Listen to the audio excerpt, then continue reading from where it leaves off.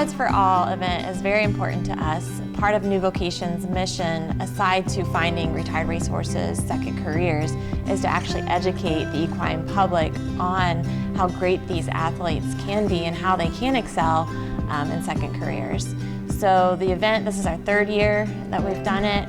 Every year it's grown, and the lineup that we have every year is just amazing, and all the different angles that we're trying to show, the different disciplines that these horses can excel in, everything from Western to eventing, dressage, hunter jumpers. They're going to see the whole gamut from start to finish of where a thoroughbred off the track can start and where they can end up. And so I hope that they leave impressed with the type of horses that come off the track and their athletic ability.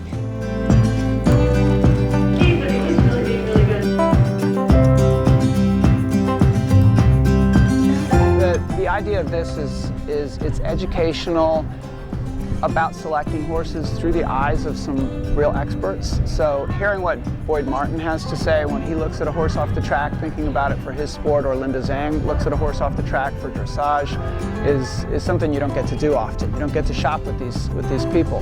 So that was sort of the original idea of it, and now adding on demos with people like Rosie Napravnik on her horse off the track, and Donner, who was the second top placed American last year, you know, way up in the line for the World Equestrian Games off the track from Maryland, having him perform, just kind of this icing on the cake. But the real idea is to educate people so they'll want to go shop.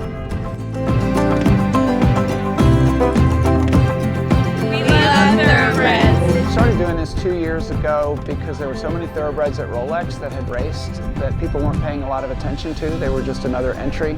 And with, you know, between 15 and 20 of them out of 60 or 70 entries, we thought that people should know about it.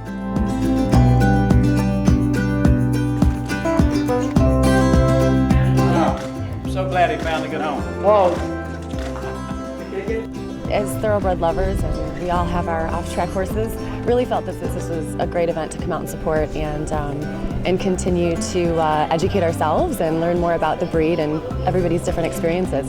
We had some friends that came last year, and we've always had off-the-track thoroughbreds, and we've always had good luck with them, and they're sweet, and we just love them, and they're always hardworking, so we just wanted to come here and learn more about it. Which I gotta say, guys, as soon as he walked in here, I liked. So this particular horse, I like the look. Yes, he shows an overstep, just like Boyd says.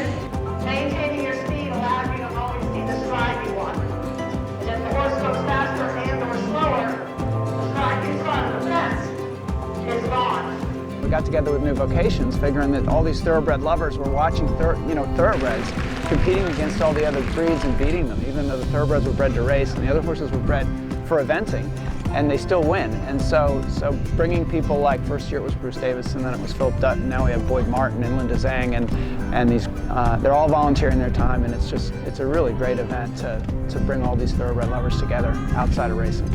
First of all, the horse is by Kitten's Joy, and secondly, he's named Ken's Kitten. And thirdly, he was so highly thought of as a yearling, as a weanling, as a 2-year-old. We thought he was going to make a really, really good racehorse, a thoroughbred on the track, running on the flat. And that didn't pan out. And he found his nick. He found his calling in life, and I'm sure glad it turned out to be, you know, worth some money and bringing a lot of pleasure to a lot of people. Because we're going to enjoy watching him do his thing this evening. We watched him on the video and very impressed with the motion, you know, like he said, poetry in motion. So I agree with the assessment. Against the German horses, warm bloods, and all that kind of stuff. First day I was second. The second day I won, I beat them all. You beat him up. You hear that? It's very gratifying to know that we put him on the path to another career.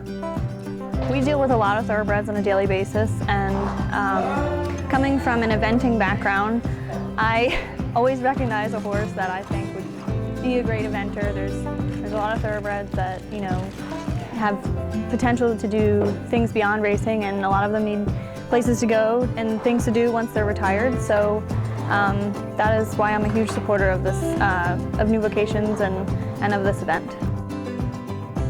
Horses obviously support our living and support our livelihood and give us the nice things that we have in our lives.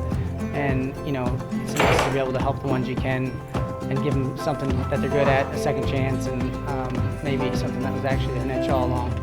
The majority of the horses that we get, most of them do have some type of injury, but 99% of them are able to go on to some type of riding career, anything from trail riding to upper level eventing, and be perfectly sound. So we definitely want the audience to see what these horses can do, and tonight we have a whole range of not only horses, but a whole range of different injuries that they've all overcome and had.